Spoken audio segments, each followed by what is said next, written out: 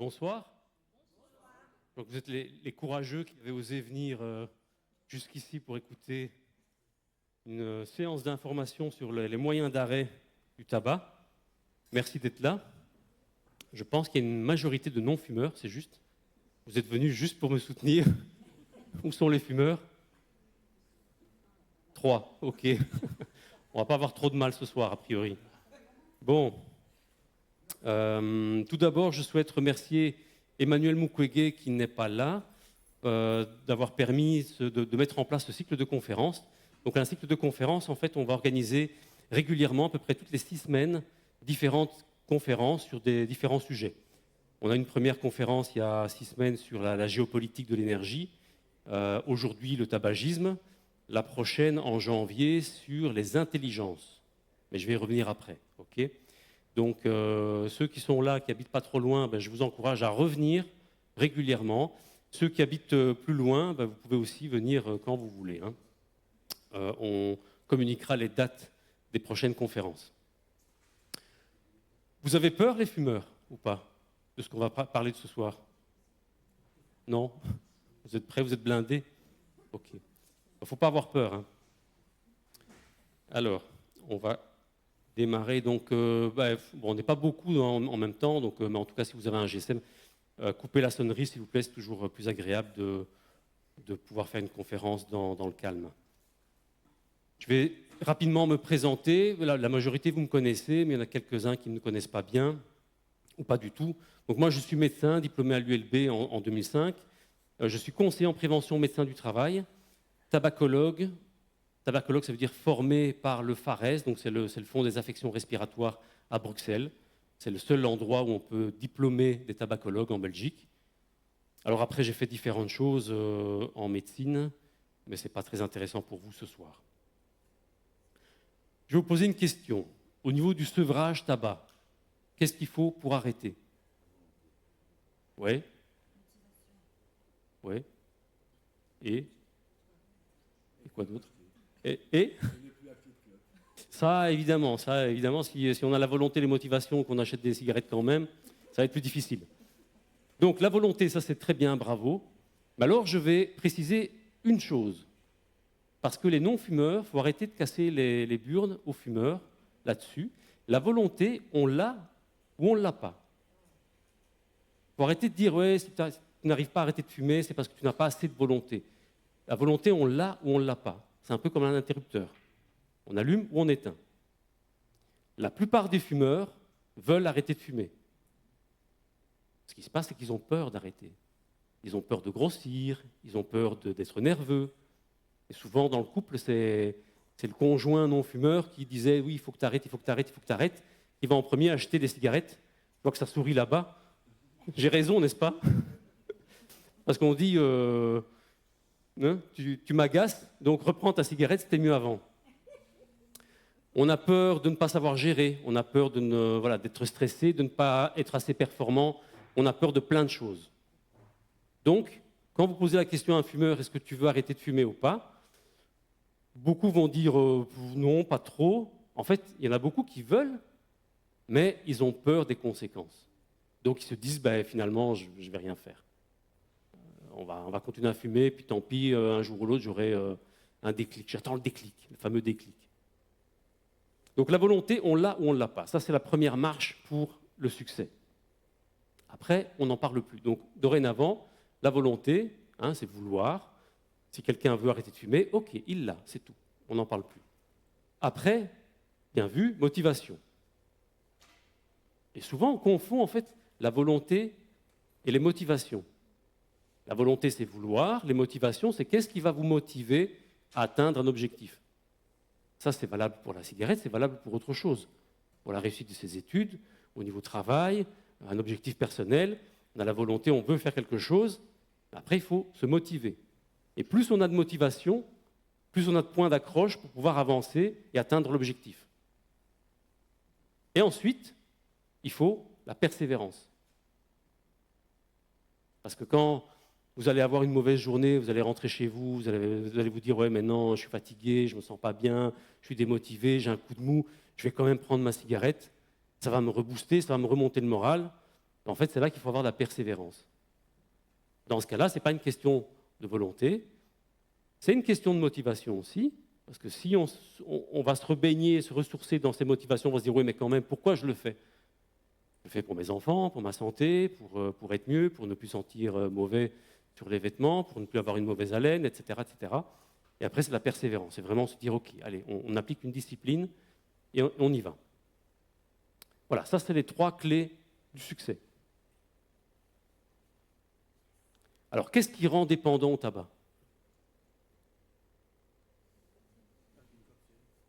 J'entends. La nicotine. Ouais. Pourquoi? Ouais. La nicotine, c'est une drogue. Est-ce que vous allez mourir de la nicotine? Est-ce qu'on meurt? Ah, du coup, là, j'ai rien compris. Non, voilà. Donc, on ne meurt pas. C'est un poison, mais on ne meurt pas. La dose létale pour un être humain, pour un adulte, c'est 500 à 1000 mg. Donc, 500 mg à 1 gramme de nicotine en une fois. La cigarette, vous prenez des petites doses plusieurs fois par jour. Okay? Pour votre culture générale, la nicotine, elle vient d'où?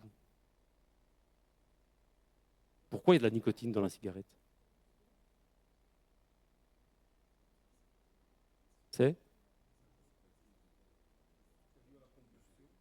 Non, ce n'est pas dû à la combustion.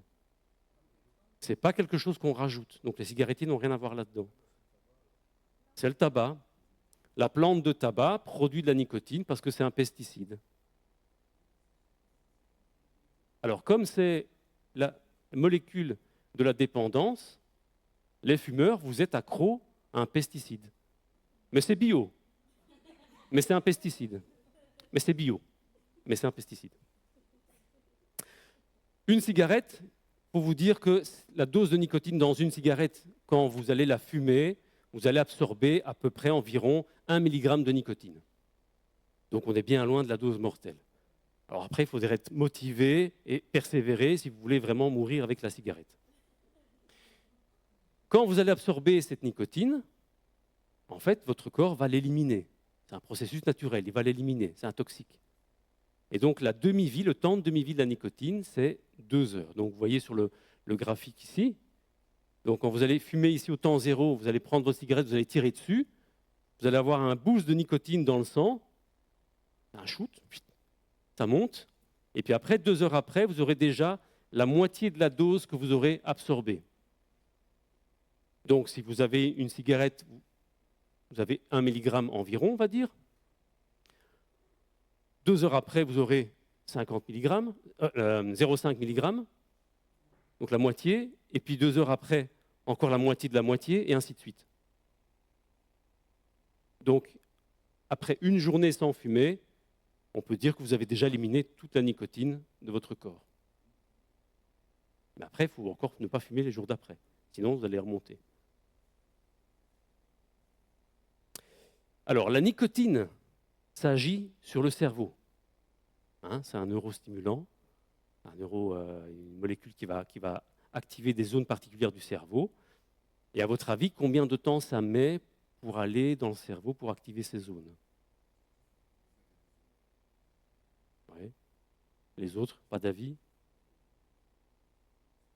Vous savez pas. Je vous apprends beaucoup de choses, hein, ça me fait plaisir. Ça prend 10 secondes environ, donc c'est très rapide. C'est pour ça que je vous ai parlé du shoot, en fait. Pour ceux qui fument, hein, tu ne fumes pas, Gilberte? Ok, tu me rassures. je te vois en panique. Ça ne te concerne pas, on est d'accord? Donc le fumeur, il va tirer sur sa cigarette. En 10 secondes, la nicotine va aller dans une zone bien précise du cerveau, activer des neurones. Alors là, bon, je vais faire très, très, très simplement. Hein. On ne va pas revoir toute la neurophysiologie. Mais en fait, la nicotine va se fixer sur les neurones, hein, sur des zones bien précises. Et en fait, le neurone, lui, une fois qu'il est activé par la nicotine, il va libérer une substance qui s'appelle la dopamine. Ça, vous avez déjà entendu parler? Ça sert à quoi? Ça, en général, on sait moins. Oui, j'ai entendu bien-être. Donc, c'est les plaisirs, voilà, super. Donc, c'est vraiment le plaisir, la récompense. savez, les expériences avec les petits rats, les souris de laboratoire, on met un petit sucre, hop, elles font dans le labyrinthe, elles trouvent le sucre, et après on recommence, et ainsi de suite. En fait, c'est ça que ça active. Donc, au niveau de ces neurones-là, il n'y a pas que la nicotine qui agit comme ça. Il y a d'autres sources de plaisir. Lesquelles? Ouais, le sport, chocolat, café, la caféine, hein, la drogue, amphétamine. Certains, ça agit un peu différemment, sur le même mécanisme, mais pas forcément comme ça, mais ok. Donc voilà. Alors le système de like sur Facebook, on va en parler, parce qu'en fait, ça a été développé aussi par des neuropsychologues.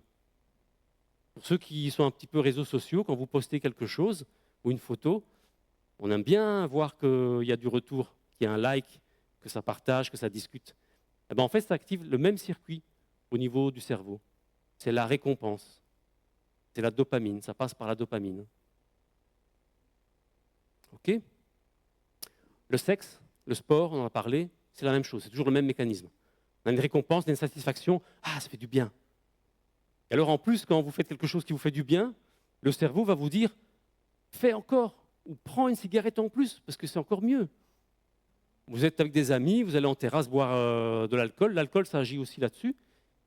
Prenez un petit verre, un apéro, eh ben, votre cerveau il va vous dire, ben, prends une cigarette, parce que ça va amplifier la réponse. C'est pour ça qu'en général, les fumeurs ils disent, oui, c'est vrai quand je bois un petit verre, un apéro, après j'ai envie de prendre une cigarette. Mais c'est normal, parce que ça agit comme ça. Donc, vous n'êtes pas content.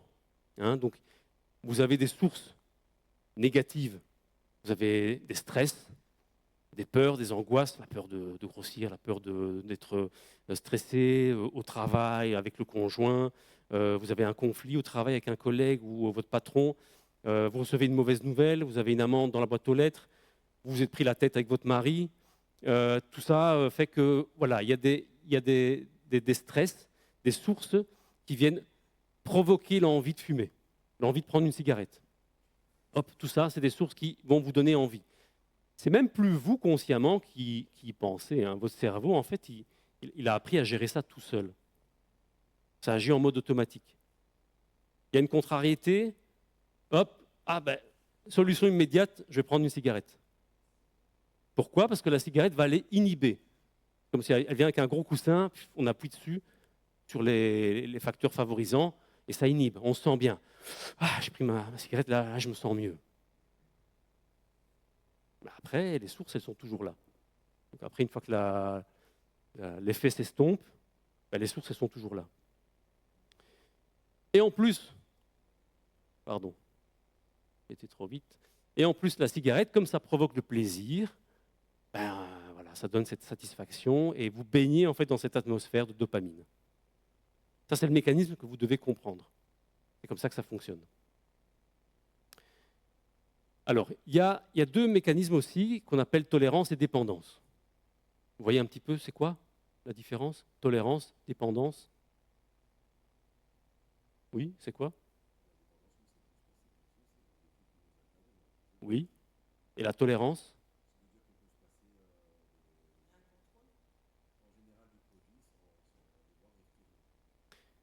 Donc la dépendance, c'est exactement ça. C'est le fait que le corps, à un moment donné, il dit « je veux ma substance, quelle qu'elle soit ». Tout ce que j'ai énoncé, on peut devenir accro. La tolérance, ça ne s'applique pas à toutes les molécules. Et parfois, ce n'est pas de la même façon. Par exemple, la tolérance, très, très simplement, c'est vous prenez une substance, ça vous donne du plaisir, et après, votre corps vous dit « j'en veux encore », mais la fois suivante, le corps va vous dire « j'en veux plus ». Il y a une tolérance qui s'installe, ça veut dire que votre corps, en fait, il a besoin de chaque fois plus. C'est le cas de l'héroïne. C'est pour ça qu'on fait des overdoses. Vous ne risquerez pas d'overdose de la cigarette, parce que votre corps, chaque fumeur va avoir un besoin particulier, il va dire, voilà, moi j'ai besoin de cette dose-là, maintenant il me la faut. Mais ça ne va pas aller chaque fois en s'accroissant. Au niveau de la dépendance, donc la tolérance, ce n'est pas quelque chose qui s'applique vraiment au tabac. Par contre, la dépendance, si. Ça, vous êtes dépendant, sinon vous ne serez pas là. Et il y a deux types de dépendance. La dépendance physique et la dépendance comportementale ou psychologique. Comportemental ou psychologique, c'est clairement le rôle social. Vous êtes au boulot, votre collègue va prendre sa pause, il va fumer, il va dire vas-y, viens avec moi. Bah ouais, allez, je vais venir avec toi, on va fumer, etc. Ça, c'est vraiment le rôle social. Vous êtes avec des amis en terrasse au restaurant, après, voilà, tout le monde sort fumer, bah, on va tous sortir fumer. Même pour le fumeur qui n'a pas envie de fumer à ce moment-là, il va se dire ah, je vais les accompagner, je vais aller avec. La gestion du stress. Beaucoup de fumeurs se disent avec ça, je gère mieux mon stress. Encore une fois, c'est ce que je vous ai montré tout à l'heure, ça vous donne l'impression de pouvoir gérer, mais c'est juste illusoire, c'est très temporaire.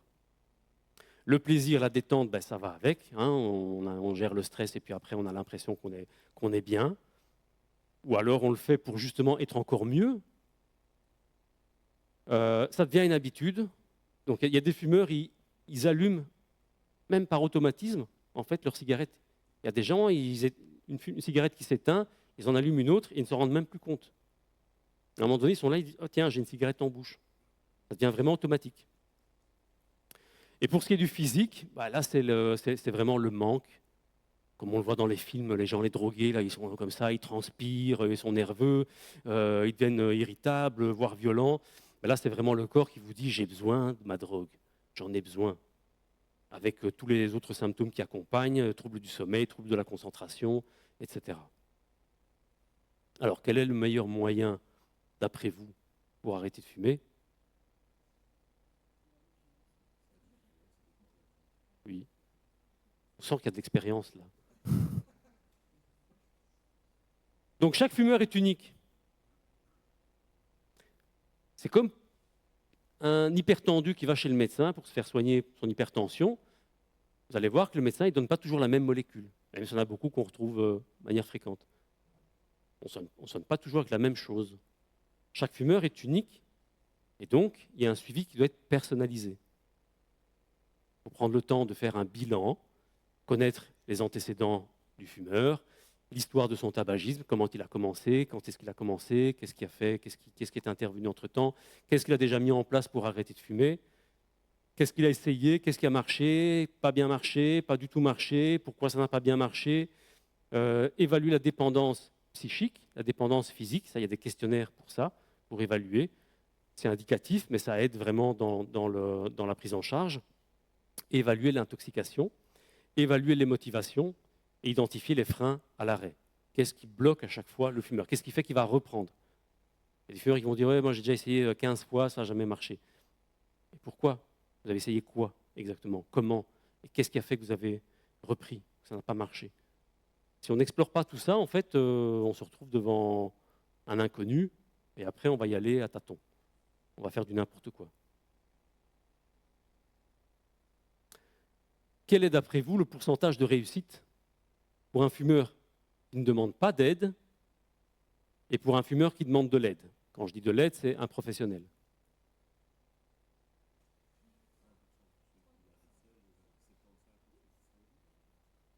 Donc 1% et 75%. D'autres idées? 10, pourquoi? Pour les deux?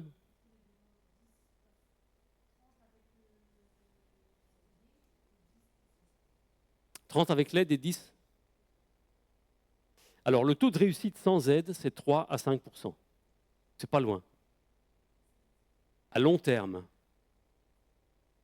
sur 12 mois, la plupart des études sur le sevrage du tabac, en général, on prend soit 6 mois d'arrêt, soit 12 mois d'arrêt. Parce qu'en tabacologie, on considère qu'un arrêt efficace, c'est 12 mois d'arrêt. Dans certaines études, on prend 6 mois, on est un peu plus large. Donc 3 à 5%, ça veut dire qu'il y a 95 à 97% de fumeurs qui n'y arrivent pas tout seuls. Donc le fameux « ouais, mais moi j'arrête quand je veux, j'arrête sans aide », au final, souvent c'est du pipeau. Et souvent ces gens-là, en fait, ils continuent à fumer. Ils disent « moi j'arrête quand je veux, mais ils continuent à fumer ». Donc il y en a très peu qui arrivent sans aide, mais il y en a quand même qui arrivent. Et 40%, c'est une estimation, avec une assistance professionnelle selon les traitements.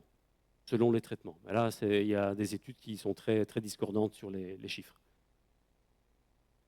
Alors, comment est-ce qu'on évalue le tabagisme d'un fumeur?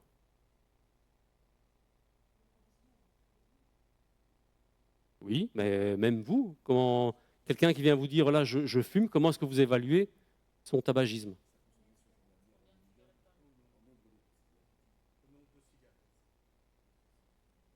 Le nombre de cigarettes?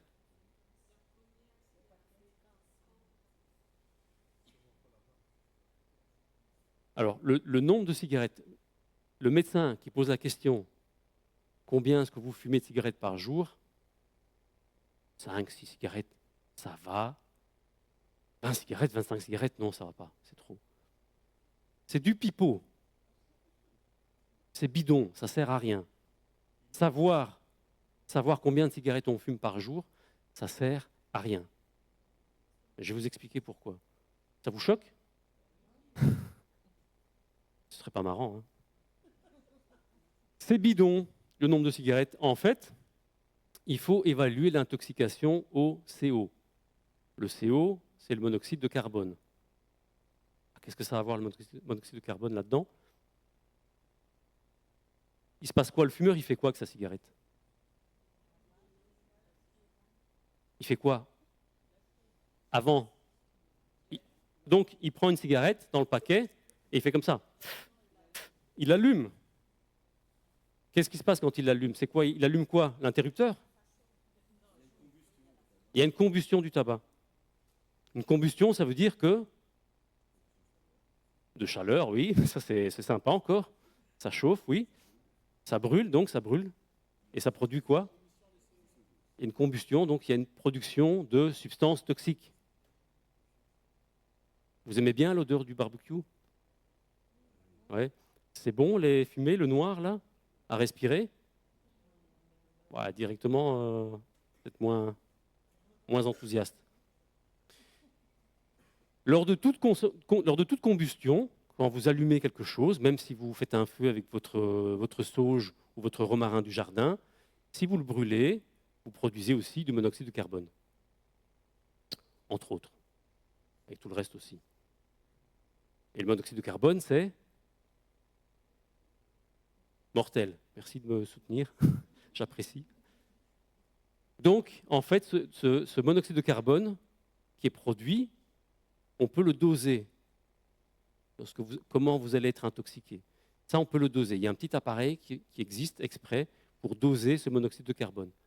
Et c'est ça, en fait, qui va permettre de voir si un fumeur s'intoxique beaucoup ou si un fumeur s'intoxique peu, indépendamment du nombre de cigarettes. On en parlait tout à l'heure, ouais, 50 cigarettes par jour. Alors moi, j'ai connu quelqu'un qui fumait 60 cigarettes par jour en consultation, 60 cigarettes par jour. Finalement, l'intoxication, c'était pas terrible. Quand je dis pas terrible, c'est-à-dire que ça allait, quoi. Il était déjà malade au niveau pulmonaire, en fait, ça respectait sa pathologie pulmonaire. Pas- Hein? Oui, il faut que je précise. Je vais préciser après. Mais ça veut dire quoi? Ça veut dire qu'en fait, il y en a qui fument 5, 10 cigarettes par jour, 15, et en fait, ils s'intoxiquent plus que cette personne, peut-être, qui en fumait 60. Donc, le nombre de cigarettes, on oublie, vous sortez ça de votre tête, il faut faire un dosage particulier pour voir si on est intoxiqué. Parce que ça, ce sera le meilleur marqueur pour voir si la personne s'intoxique beaucoup ou pas beaucoup. En fait, c'est comme une cheminée, d'accord? Plutôt qu'il y a une cheminée à la maison, vous mettez du bois. C'est pas parce que vous mettez beaucoup de bois que le feu va produire beaucoup d'énergie, beaucoup de chaleur. Ça va dépendre du tirage. S'il n'y a pas de tirage, le feu s'éteint. Vous aurez beau avoir rempli votre four de bûches, il ne se passe rien. S'il y a un bon tirage, ça produit. Et après, vous mettez des bûches et on y va. Et ben, c'est ça en fait. Le fumeur, qu'est-ce qu'il fait? Tu l'as dit, Magdalene, il aspire.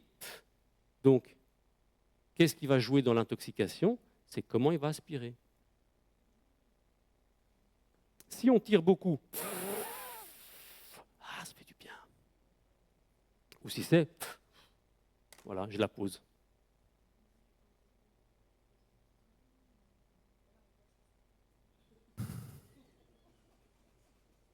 En fait, il y en a qui allument beaucoup de cigarettes par jour, mais ils ne les fument pas beaucoup. Ils les allument, ils jouent avec. Ils jouent, après ils sont occupés, ils tirent un petit peu dessus, c'est juste pour s'occuper les mains, c'est juste du comportemental. Par contre, il y en a qui en fument 5 ou 10 parce qu'il ne faut pas trop fumer, alors ils vont tirer beaucoup dessus. Et ils vont vous dire, ouais, elle est vite finie. Et le filtre, il est très coloré. Il est brun, un beau brun, quoi. Quasiment noir, ébène. Donc c'est ça, en fait, qui fait la différence. Ceux de ma génération et plus âgés, vous connaissez le dessin animé La Vie. Bon, de toute façon, je vois qu'il n'y a pas trop de jeunes, donc tout le monde connaît a priori. Les gaz du sang, les différents gaz du sang, vous avez l'oxygène. L'oxygène, la formule, c'est O2. O2 parce qu'il y a oxygène, oxygène. C'est facile.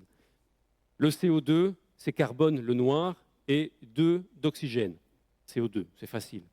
Le CO, c'est facile aussi, un carbone, un oxygène. Vous êtes devenu chimiste. Le globule rouge, qu'est-ce qu'il fait? Lui, son rôle, c'est de transporter l'oxygène dans le sang aux différents organes. Hein, en incluant aussi les poumons et le cœur. Parce que le cœur, il pompe pour transporter, mais il doit aussi se perfuser lui-même. Donc les globules rouges ici, leur rôle, c'est de transporter l'oxygène aux organes, à tout le reste du corps. Et une fois qu'ils déposent l'oxygène, qu'est-ce qu'ils font? Ils reprennent la vidange, le CO2, et ainsi de suite. Le CO, par contre, c'est un peu particulier. Les globules rouges, donc, c'est au niveau des poumons qui vont se charger en oxygène. Ils font un tour, ils font une balade, et à la fin de la promenade, ils reviennent au niveau des poumons, ils relarguent le monoxyde de carbone, et puis après, ils reprennent de l'oxygène, et ainsi de suite. Vous êtes devenu médecin. La circulation du sang, voilà, c'est ça, donc c'est ce que je vous expliquais. Et maintenant, on va voir, sur un volontaire éventuellement, comment ça marche le test. Juste, on ne va pas le faire aux fumeurs, comme ça on ne va pas les embêter.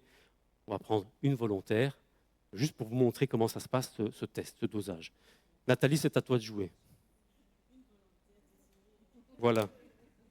On pourra le faire après pour ceux qui veulent tester. Mais comme ça, vous voyez comment ça fonctionne. Donc l'appareil, il est petit. On met une petite paille. Ce n'est pas un test de drogue. Ce n'est pas un test d'alcool non plus.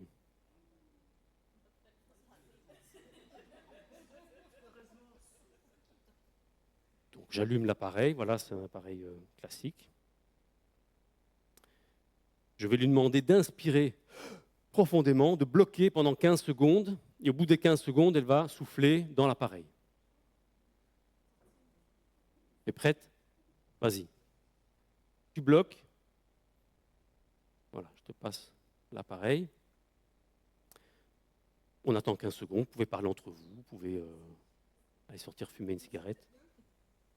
Il y a un premier bip qui va arriver. Deuxième, troisième. On souffle tout l'air des poumons. On y va, on souffle tout. On évacue tout encore. Pour autant qu'on ait de l'air dans les poumons. On y va, on souffle, on souffle, on souffle, on souffle. Il ne va rien se passer, il ne va pas y avoir de malaise, rassurez-vous. Voilà. OK. Donc ici, le résultat, il est bon. Donc tu es non fumeuse, visiblement. Super. Donc, on peut l'applaudir. Merci beaucoup. Donc ici, l'appareil me donne un résultat en ppm de monoxyde de carbone, donc en particules par million. Donc c'est un dosage qui est précis. Ça peut monter plus haut, évidemment, pour les fumeurs. Ça peut monter très, très, très, très haut. On va voir maintenant les valeurs. Et puis après, ça donne un autre résultat. Donc, au niveau du dosage de monoxyde de carbone expiré, en ppm, donc un non-fumeur, en général, il a entre 0 et 6 ppm, éventuellement 7 ppm. Donc là, ça reste, les diodes restent vertes. Le fumeur passif ou l'asthmatique, ou celui qui a du BPCO, donc une bronchite chronique obstructive. C'est pour ça que tout à l'heure, j'avais dit qu'il respecte sa pathologie, parce qu'en fait, il était BPCO. Et donc, en fait, il était un peu plus que 10. Éventuellement, ça peut aller jusqu'à 12-13, voilà, pour un BPCO.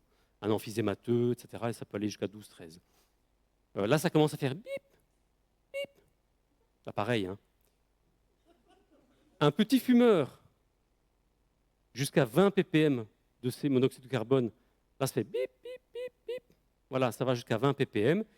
Et puis après, jusqu'à 30 ppm de monoxyde de carbone, là, ça fait bip, bip, bip, bip, bip, bip, bip, bip, bip, ça devient rouge, hein, il y a des diodes rouges qui s'allument. Et là, on voit que la personne, elle s'intoxique beaucoup. Mais ça n'a rien à voir avec le nombre de cigarettes. Donc dorénavant, le fumeur, laissez-le tranquille avec la volonté et le nombre de cigarettes. On s'en fout. Ça peut monter plus qu'à 30. Hein. Bon, le maximum que j'ai eu en consultation, c'était 84 ppm de monoxyde de carbone. Ça veut dire que si on a du monoxyde de carbone, en fait, le monoxyde de carbone, qu'est-ce qu'il fait? Les infirmières, là, qu'est-ce qu'il fait le monoxyde de carbone? Il y en a deux, là. Il prend la place de l'oxygène. Donc, si on a beaucoup de monoxyde de carbone, on est intoxiqué au monoxyde de carbone. Hein, chaque année, environ dans ces périodes-ci, et fin d'année aussi, il y a les cas d'intoxication au CO dans les journaux, dans la presse, voilà, etc., parce que les gens font des barbecues à l'intérieur. Bon, ce n'est pas une très bonne idée. Ou il y a des mauvais chauffages, etc. Et c'est un toxique. Donc, le monoxyde de carbone va prendre la place, hein, c'est pas aller très, très haut, hein, ça prend la place de l'oxygène, parce que l'oxygène, qu'est-ce qui fait qu'il se fixe sur le globule rouge? C'est qu'il y a une affinité. J'ai représenté ici un peu comme deux aimants. C'est pas que le globule rouge, il n'est pas vraiment comme ça dans la vraie vie. Hein. C'est les espèces de pneus que je vous ai montré tout à l'heure. Il n'a pas des bras pour prendre l'oxygène. C'est juste que l'oxygène, quand il arrive en contact avec le globule rouge, il y a une affinité, ça match.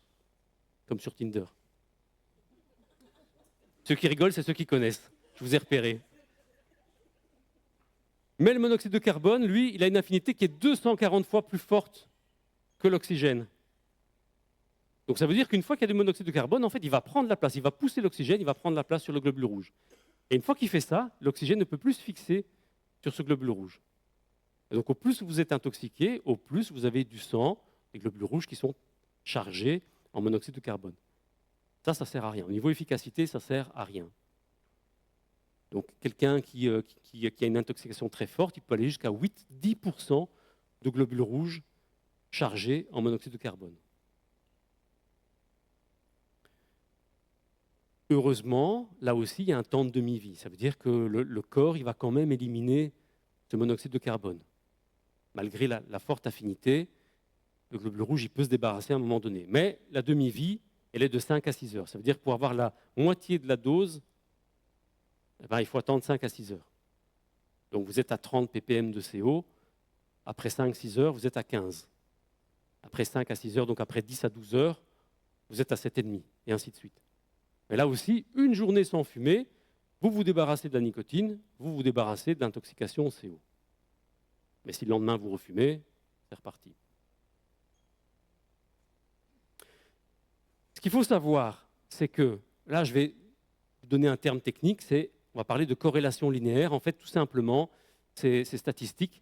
Quand vous faites ce dosage ici de monoxyde de carbone expiré, la quantité de ppm, donc le dosage qu'il vous donne, le chiffre qu'il vous donne, on sait que ça correspond directement avec les besoins en nicotine dans le sang. Ça veut dire que si quelqu'un a un dosage de 20 ppm de CO, on va sur le graphique, on arrive à 20, hop, eh ben, il a besoin de 20 mg de nicotine. Pourquoi c'est important? Parce que si après on veut vous donner des substituts nicotiniques, les patchs, etc., il faut savoir quel dosage vous donnez.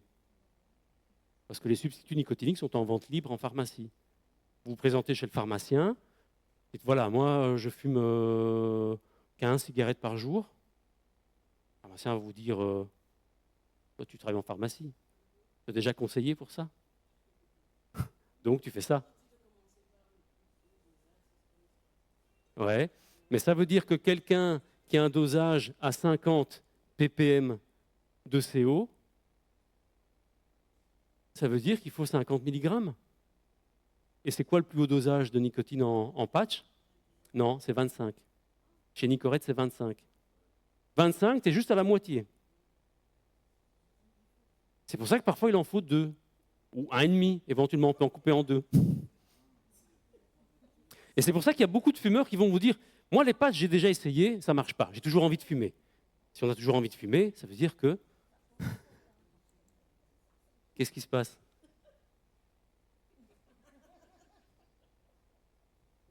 si un fumeur a toujours envie de fumer, ça veut dire que ce n'est pas suffisamment dosé. Ça veut dire qu'on ne compense pas le besoin. Et donc c'est important de doser l'intoxication pour après savoir adapter le dosage. Sinon, on se plante. Aller en pharmacie pour acheter des substituts, c'est pipeau aussi, quoi. Je ne vais pas me faire des amis, mais c'est comme ça. Donc les moyens de sevrage, les substituts nicotiniques, il y a les patchs, c'est comme les patchs antidouleurs, sauf que là on a mis de la nicotine à la place. Vous le collez sur les bras, collez ce qu'il faut en ayant adapté le besoin. Vous avez des comprimés qui se mettent en bouche à sucer, certains qui se mettent en dessous de la langue. Vous avez les gommes. Pour les fumeurs, s'il y en a qui en veulent après, j'en ai acheté exprès. C'est libre, c'est gratuit. J'ai pris les goûts fruits en plus, c'est le moins mauvais. Parce qu'en général, c'est dégueulasse, mais goûts fruits, c'est le moins dégueulasse. Vous avez aussi l'inhaleur. Vous connaissez l'inhaleur? Donc c'est ceci. Ce n'est pas une cigarette électronique, c'est juste un espèce comme un stylo en plastique. Donc il n'y a rien, c'est juste mécanique. Vous l'ouvrez, vous mettez une cartouche avec un petit filtre qui contient 10 mg de nicotine. Vous le mettez dedans. Une fois que vous fermez, vous ouvrez les opercules en aluminium et ça libère la nicotine. Et après, vous pouvez tirer dessus. C'est discret. Vous le mettez dans la poche et c'est facile. Ça permet de compenser un petit peu la dépendance physique par l'apport de nicotine. Mais bon, pour avoir le niveau d'une cigarette, il faut déjà tirer dessus comme un malade pendant 20 minutes. Par contre, ce qui est l'idéal, c'est que ça va aussi jouer sur le comportemental. Les fumeurs qui aiment bien avoir un truc dans la main. Ça, c'était le cas de la personne qui en fumait 60 et qui, en fait, ne tirait pas dessus. Il aimait bien juste avoir quelque chose dans la main. Ça fait bien, ça, élégant, c'est stylé. Donc, pour les non-fumeurs, ne vous mettez pas à fumer, prenez ça si vous voulez avoir l'air élégant. Alors après, vous avez aussi les comprimés.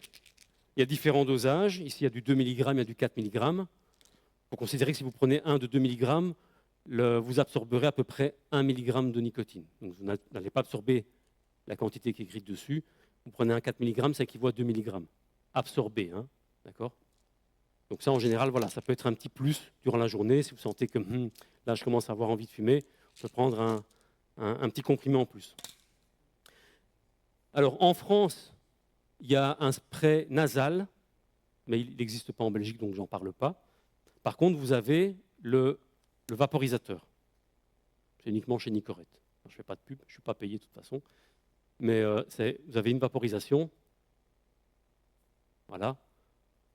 Et ça vous donne 1 mg de nicotine par vaporisation. Ça agit assez rapidement, ça agit en 60 secondes. Donc ça permet de vous calmer plus rapidement. Si jamais vous sentez que là j'en ai vraiment besoin, le chewing-gum, j'ai pas envie de le mâcher, le machin en plastique, j'ai pas envie de commencer à chipoter avec, il me faut quelque chose de rapide. Une vaporisation. Maximum, vous en faites 2. Au-delà de 2, je vous défie d'en prendre plus. Parce que c'est très mentholé, en général, ça arrache la gorge. S'il y en a qui veulent essayer après, vous pouvez essayer. Et en plus, il y a une sécurité enfant, donc c'est pratique. Donc ça, c'est les substituts nicotiniques. Alors, souvent, on dit, oui, mais attendez, je veux arrêter de fumer, je ne vais plus avoir de nicotine. Et vous, qu'est-ce que vous faites? Vous me mettez de la nicotine. C'est débile quand même. Ben non, pas tout à fait. De toute façon, comme je vous l'ai dit, ce n'est pas la nicotine qui vous tue, c'est tout le reste. Vous savez combien il y a de substances nocives dans la fumée de cigarette? J'entends rien, franchement. Soyez affermis, là.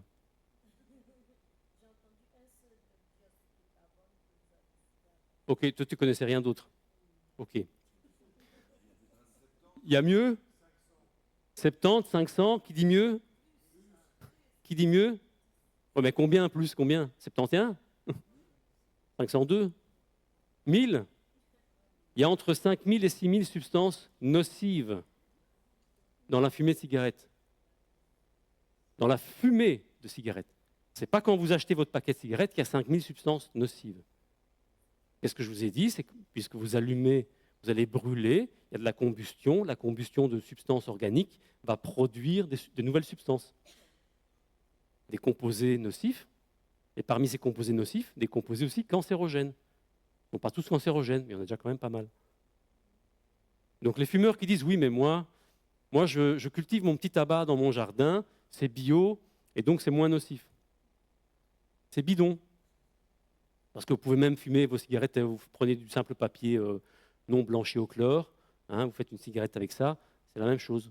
Vous prenez vos épices aromatiques, vous mettez votre sauge ou votre romarin du jardin, il y a une combustion, ça provoque aussi, ça produit les goudrons, ça produit le CO, ça produit le reste. Vous n'aurez juste pas de nicotine. Mais de toute façon, on s'en fout puisque ce n'est pas ça qui tue. Mais vous ne deviendrez pas dépendant de vos cigarettes au romarin du jardin. En général, si vous passez à ces stades-là, c'est qu'il y a quand même du tabac avant. Pourquoi alors on donne des substituts nicotiniques? Parce qu'en fait, le mécanisme d'action est très différent. Je vous ai dit avant, la nicotine, en 10 secondes, ça atteint le cerveau, j'ai ma dopamine, je suis bien, donc ça ne va pas. Ma femme, elle m'a saoulé toute la soirée, je prends une cigarette, je me suis détendu. Ça va très vite. La cigarette, le pic de nicotine dans le sang, ça monte très vite. C'est comme je vous ai montré tout à l'heure. Et ça diminue. Par contre, les autres substituts, en fait, c'est beaucoup plus lent. Par exemple, le patch, au moment où vous le collez sur la peau, il faut 4 heures avant que ça commence à atteindre le niveau qui est indiqué sur la boîte. Si vous prenez un patch de 21 mg, avant d'avoir la dose de 21 dans le sang, il faut attendre plus ou moins 4 heures. Donc c'est très lent. Donc vous n'allez pas devenir dépendant des patchs, vous n'allez pas devenir dépendant des chewing-gums, des comprimés, etc. Vous êtes dépendant de la cigarette, tout simplement. Donc il ne faut pas avoir peur de prendre des substituts. Il faut savoir comment les prendre correctement et quel est le dosage. Parce que sinon, vous foirez, et après vous allez vous dire, j'ai essayé le chewing-gum, j'ai essayé le patch, j'ai essayé les comprimés, j'ai essayé ceci, et ça ne va pas. Donc chez moi, ça ne fonctionne pas. Alors au niveau des médicaments, il y en a 2. Le Champix, qui a connu son heure de gloire, mais qui n'est plus en vente. L'année passée, on disait encore que là, il y avait une rupture de stock. En fait, il y a une suspension de la distribution parce qu'on a retrouvé des substances dedans qui, voilà. C'était pas autant comme les cigarettes, mais voilà, au niveau des médicaments, on est beaucoup plus strict. Donc on les a retirés, c'est toujours pas disponible en 2024. Il y a un autre médicament, c'est le Zyban. À la base, en fait, c'est un antidépresseur. Et puis, dans une étude, on s'est rendu compte que parmi les fumeurs, ils arrêtaient beaucoup plus de fumer que les non-fumeurs. Enfin, que les fumeurs qui ne prenaient pas le Zyban. Donc on s'est dit, tiens, ça peut marcher pour l'arrêt du tabac. Donc effectivement, en fait, la molécule se vend sous 2 formes. Il y a le Wellbutrin et le Zyban. C'est la même chose. C'est exactement la même chose. Mais le Wellbutrin, on le prescrit pour les dépressifs, donc comme antidépresseur. Le Zyban, on le prescrit pour le tabagisme. Par contre, le Wellbutrin, une simple prescription, c'est bon. Tout le monde peut l'avoir. Le Zyban, il y a plein de critères spécifiques. Du coup, les tabacologues, en général, ils ne le prescrivent pas. Ridicule, mais c'est comme ça. Mais c'est ridicule, mais c'est comme ça. C'est ça, c'est la molécule. Ça, c'est la molécule, le bupropion. Mais c'est le Zyban ou Wellbutrin. Et c'est la même molécule. Sinon, il y a aussi comme moyen le tabacologue. Donc quelqu'un qui a été formé, c'est des professionnels de la santé, infirmiers, infirmières. Il y a des dentistes aussi qui se forment. Il y a des médecins, il y a des vétérinaires parfois, mais enfin tout professionnel de la santé. Mais voilà. Il y en a certains, parfois, ils bifurquent un petit peu. Mais voilà, donc tout professionnel de la santé. Des pharmaciens aussi qui se forment. Donc en tabacologie, en Belgique, il y a un cadre légal, il y a un arrêté royal qui détermine vraiment des critères à respecter, que tous les tabacologues ne respectent pas. Il faut être formé, ça c'est vraiment la base. Et puis après, il y a un remboursement des consultations, il y a un document de suivi à compléter, et normalement, pas normalement, légalement, le tabacologue doit faire un dosage à chaque consultation. Beaucoup n'en font pas. Beaucoup en font la première fois, après ils n'en font plus. Donc, du coup, après, pour le suivi, on ne sait pas. Il y a d'autres thérapies qui existent aussi, ça vous en avez entendu parler. L'hypnose, les livres, le livre d'Allen Carr. Il y en a qui connaissent ça ici ou pas? Allen Carr? Non, je ne vais pas vous en parler, comme ça, je vais plus vite. L'acupuncture, c'est les aiguilles, d'accord? Les plantes, le laser, l'homéopathie, la cigarette électronique. Alors, on va tout de suite dézinguer le fait que l'acupuncture, l'acupression, la thérapie au laser et l'électrostimulation, il y a une étude d'études. Donc une étude qui a repris toutes les études qui ont été faites en 2006, jusqu'à 2006. C'est Cochrane, c'est très, très connu. En fait, il regarde toutes les études qui ont été faites, il regarde les niveaux d'efficacité des études, donc le niveau de preuve, et il regarde les résultats.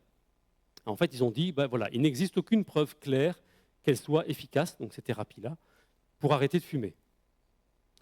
Concernant l'hypnose, il y a aussi eu une étude Cochrane en 2019, donc qui a épluché toutes les études qui avaient déjà été faites jusque-là, et il n'a pas été démontré que l'hypnothérapie avait un effet plus important sur les taux d'abandon à 6 mois que d'autres interventions ou l'absence de traitement.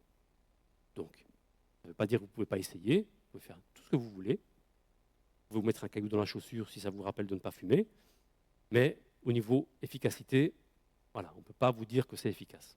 On ne peut pas dire que c'est plus efficace que le reste. La cigarette électronique, on a commencé à en parler beaucoup il y a quelques années. En fait, il y a un premier brevet qui a été déposé en 1963 aux États-Unis par M. Gilbert. M. Gilbert a été voir les industriels. Les industriels lui ont dit « ça ne marchera pas ».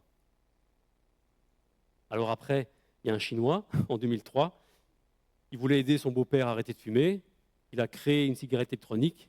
Boum, ça a explosé. Il fallait juste être au bon moment. Donc, il y a des cigarettes électroniques, en fait, il en existe plein de modèles différents, plein de sortes. Là, je ne suis pas à jour, mais en 2014, on savait qu'il y avait plus de 500 modèles différents de cigarettes électroniques. Hein. Alors, il y a eu la première génération, c'est celle qui ressemblait vraiment à une cigarette. On a fait aussi des versions colorées pour rendre le truc plus sympa. Il y a eu la deuxième génération, c'est ces trucs-là. Donc ça, c'est vraiment déjà très ancien. Vous n'en voyez plus maintenant, comme ça.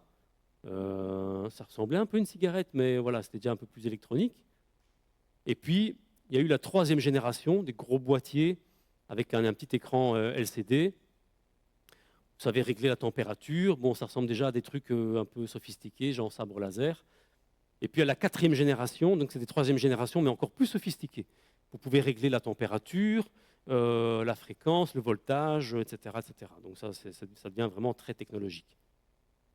Puis après, vous trouvez toutes les variantes.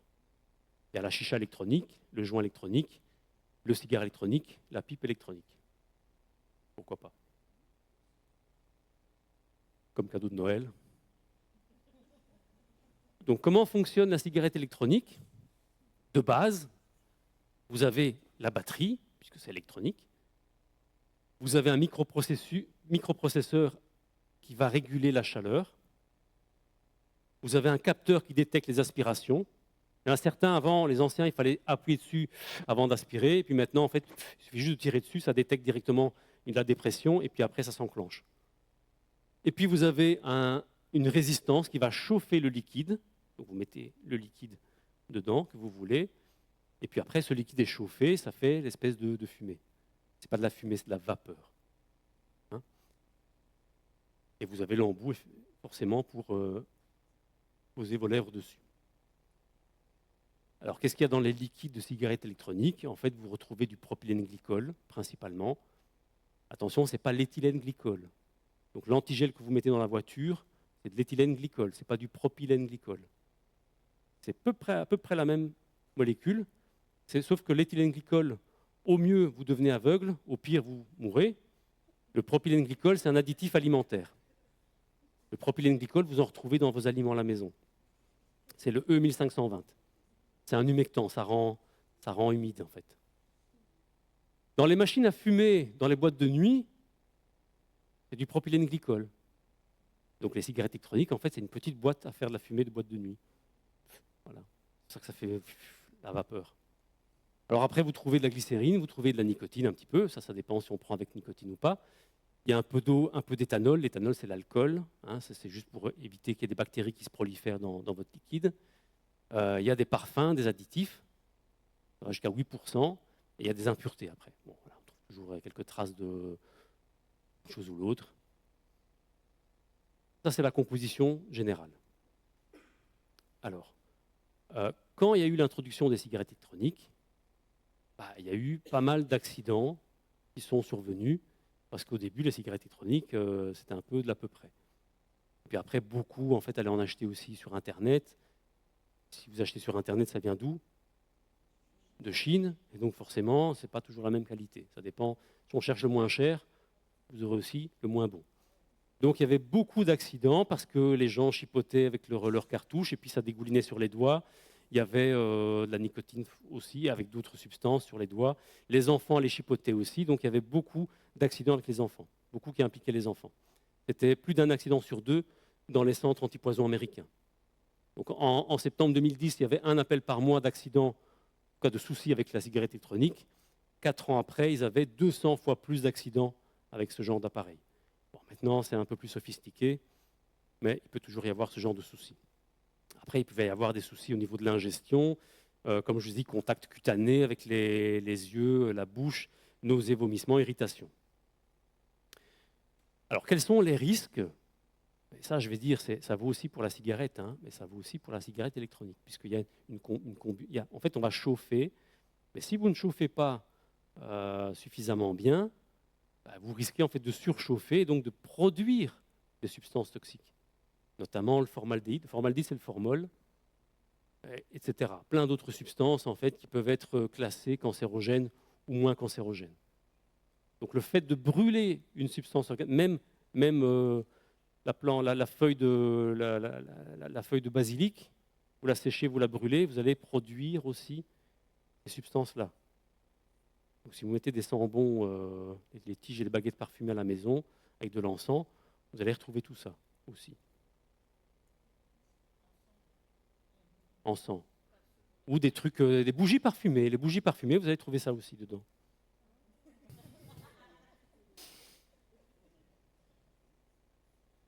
Ça ne cible pas que les fumeurs, j'avais dit, hein, c'est aussi pour les non-fumeurs. Alors, la composition de cette vapeur, qu'est-ce qu'on va retrouver dedans? On va retrouver un petit peu, voire pas, de monoxyde de carbone, en général. Il n'y en a pas, ou vraiment très très peu. En tout cas, pas des taux significatifs. Si on prend des liquides avec de la nicotine, on va retrouver de la nicotine aussi dans la vapeur. Hein, parce que le fumeur qui fume sa cigarette, il va ingérer de la nicotine, mais au moment où le fumeur vous souffle la fumée sur la tronche, il vous rend aussi un peu de nicotine. Il y a toujours dans la fumée aussi. Après, ça va où? Ça va sur les vêtements.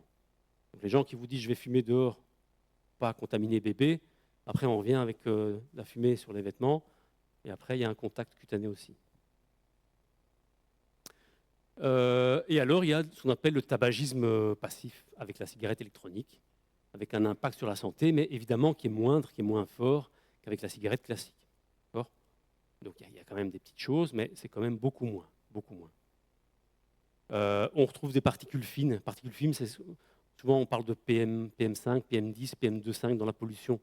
Vous entendez quand on parle de niveau de pollution dans les médias, on parle de particules fines. C'est ça en fait, on retrouve aussi des particules fines. Mais il y en a moins que dans la cigarette classique.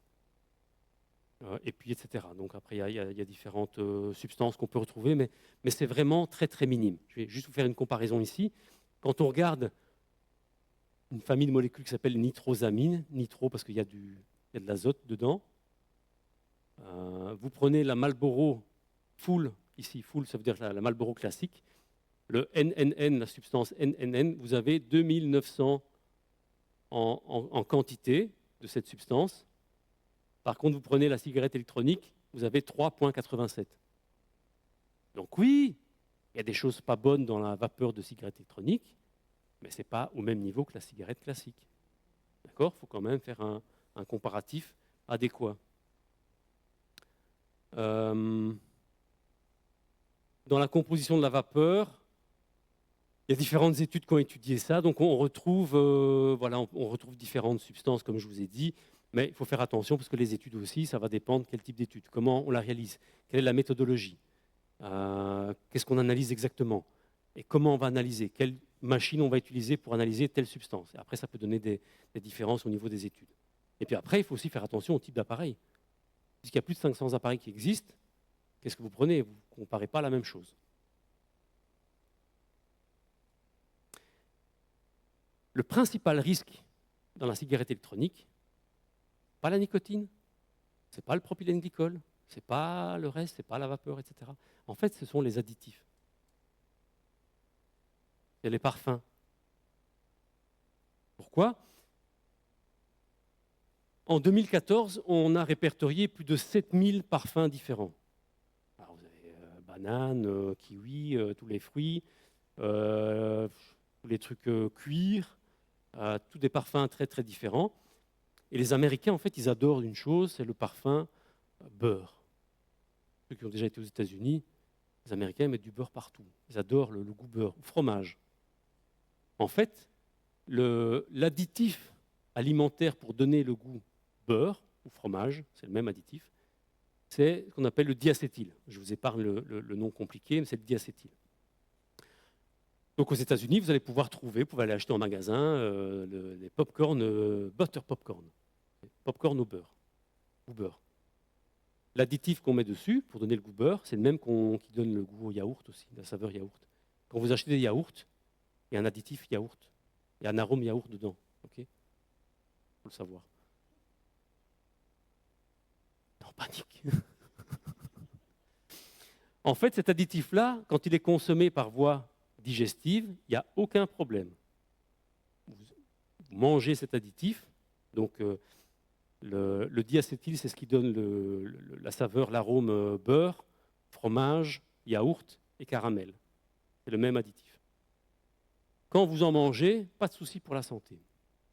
Par contre, ce qui s'est passé, c'est qu'on en a mis dans les liquides de cigarettes électroniques, mais là, c'est par voie respiratoire. Ça va dans les poumons, ça ne va pas dans les intestins. Qu'est-ce qui s'est passé? En fait, cet additif, il est tout à fait inoffensif par voie digestive, mais par voie respiratoire, ça peut être mortel. Donc il y a eu des cas de mort chez les personnes qui ont consommé ce liquide où il y avait cet arôme beurre. Donc voilà, il faut savoir aussi que parfois, certains additifs, ce n'est pas si bon que ça. Il y a aussi l'acétate de vitamine E. On pourrait se dire, ouais, c'est de la vitamine E, donc c'est bon. Ben là aussi, c'est utilisé comme épaississant dans les huiles de THC, tétrahydrocannabinol, pour ceux qui ne savent pas c'est quoi THC. Ben là aussi, ça a donné des lésions pulmonaires mortelles en 2019. Donc ça, c'est très récent aussi. Donc les substituts sont parfois toxiques. Du coup, le diacétyl, on s'est dit, bon, alors du coup, on ne va pas l'utiliser. On va utiliser un substitut qui, dans le corps, est transformé en diacétyl. Donc voilà, il faut faire très attention. Alors, l'efficacité de la cigarette électronique, eh ben, les données qui existent, issues de 78 études avec 22 000 patients au total, indiquent que la vape avec la nicotine augmente le taux d'arrêt par rapport aux substituts nicotiniques. Donc, vous avez les substituts patch, gomme, etc. La cigarette électronique peut être un bon moyen pour ceux chez qui ça convient pour arrêter de fumer. Si vous ne fumez pas, ne vous y mettez pas non plus. Des preuves de certitude modérée indiquent que la vape avec nicotine est plus efficace que sans nicotine. Voilà, ça c'est aussi un élément à savoir. Alors chez les jeunes, qu'est-ce qui se passe? Chez les jeunes, en fait, les adolescents qui utilisent la cigarette électronique ont plus tendance à commencer le tabac, donc la cigarette classique, dans l'année par rapport à ceux qui n'ont jamais utilisé la cigarette électronique. C'est-à-dire, si vous prenez des jeunes qui se disent, tiens, c'est sympa d'utiliser la cigarette électronique, de toute façon, ce n'est pas dangereux, c'est juste de la vapeur, eh ben, ceux qui l'utilisent vont avoir plus tendance à se mettre un jour à fumer réellement la cigarette. Pourquoi? Parce qu'il y a une recherche de nouvelles sensations. On pense que la cigarette électronique est inoffensive, que ça ne crée pas d'accoutumance, etc. Et on a envie de faire, c'est bien, quoi. Si vous voyez les groupes de jeunes le matin qui attendent leur bus, il y en a toujours ceux qui fument et puis ceux qui ont tous les dispositifs à disposition. De nombreuses études suggèrent que l'utilisation de la cigarette électronique est associée à des maladies respiratoires, indépendamment de la consommation de cigarettes. Donc oui, il peut y avoir aussi un risque pour la santé, mais de toute façon, c'est quand même bien moindre par rapport à la cigarette classique. Alors l'avis sur la cigarette électronique donné par l'OMS, l'OMS dit, en 2019, ils ont dit, non mais c'est nocif, d'accord ? Et en plus, ça présente une porte d'entrée vers le tabagisme, donc attention, stop. Le Conseil supérieur de la santé en Belgique, en 2022, a nuancé un petit peu ses propos. Ils ont dit, oui, c'est potentiellement dangereux si on ne fume pas. Pour un fumeur qui veut essayer la cigarette électronique pour se débarrasser de la cigarette, c'est mieux quand même. C'est quand même moins nocif. Donc en termes de risque pour la santé, vaut mieux se mettre à la cigarette électronique que de continuer la cigarette en se disant, ouais, non, mais moi, la cigarette électronique, c'est dangereux, j'ai pas entendu que du bon, donc on ne va pas toucher. Évidemment, elle n'est pas recommandée pour les non-fumeurs, surtout les jeunes, parce qu'il y a un risque de devenir après un vrai fumeur. Elles sont nettement moins nocives que les cigarettes classiques. Ça constitue une meilleure alternative au tabac pour les fumeurs et elle peut être utilisée comme aide au sevrage. Donc là-dessus, ils ont quand même mieux nuancé que dire oui, c'est nocif et c'est pas bon, il faut arrêter. Alors le Swedish Snus, que vous connaissez. Personne. Donc ouais, toi tu connais, forcément tu as fait la formation. Donc c'est utilisé principalement en Suède. En Suède, 90% des personnes qui consomment du tabac le consomment sous forme de snus. Il y a aussi un petit peu en Norvège, aux États-Unis, en Europe, ça commence à arriver. J'ai vu sur les réseaux sociaux que ça commence maintenant un petit peu à infuser jusque chez nous. En fait, c'est des petits sachets. C'est comme un petit sachet de thé. Ça se présente sous des formes, voilà, des petites boîtes, on dirait des bonbons. Vous avez goût épicé, goût glacé, original. C'est pas plus grand qu'une pièce d'1 €. Et vous calez ça, en fait, entre la gencive et la lèvre, ou la joue. Voilà. Vous mettez, vous laissez infuser le tabac.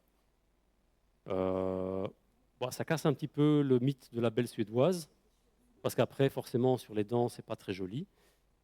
Mais voilà, en tout cas, ça permet d'éviter les cancers pulmonaires, puisque là, il n'y a plus de combustion. Donc, vous n'avez quasiment pas de cancer, vous n'avez pas de cancer pulmonaire. Après, vous avez des cancers ORL. Langue, gorge, voile du palais, des problèmes de dents, déchaussement, chute des dents et autres choses sympathiques. Les produits du tabac chauffé, vous connaissez ? Alors, il y a deux sociétés qui ont sorti en fait le IQOS et alors une autre société qui a sorti le Glo et l'IFUSE. C'est très technologique en fait. Ils disent, ici, il n'y a plus de combustion. On fait juste que chauffer le tabac. Donc, c'est moins dangereux. Les producteurs, c'est juste des cigarettiers, en fait. L'IQOS, c'est Philip Morris, international. Et le Glo et l'IFUSE, c'est British American Tobacco. En fait, c'est une stratégie de diversification cigarette. Parce qu'on dit depuis 50 ans que la cigarette, c'est mauvais pour la santé. Alors, faisons autre chose pour continuer notre business, faire rentrer de l'argent et développer une offre variée pour le fumeur. Il n'y a pas de fumée, c'est chauffé, il y a un petit quelque chose, mais c'est plus la même fumée comme la cigarette. Donc c'est une température qui est beaucoup plus basse, c'est 330 degrés contre les quasiment 700 degrés pour une cigarette classique. Mais il y a aussi la production de substances toxiques, voire cancérogènes, puisque le formaldéhyde c'est cancérogène, parce qu'il y a une destruction du tabac, même si c'est chauffé. Alors après les 330 degrés, on dit que c'est stable. Voilà. Ce qui se passe, c'est que les études qui ont été faites sur ces appareils-là, il y a des études qui disent non, c'est bien. Toutes celles-là ont été financées par les cigarettiers. Et puis celles qui disent c'est pas si bien que ça, ben, c'est les études indépendantes. Voilà.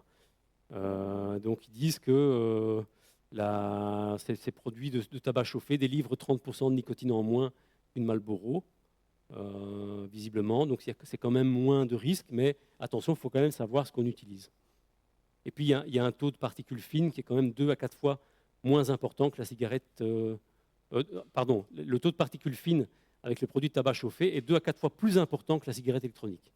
Donc il y a du pour, il y a du contre. Et enfin, il y a les puffs. Ça, vous ne connaissez pas non plus, mais vous en avez vu certainement.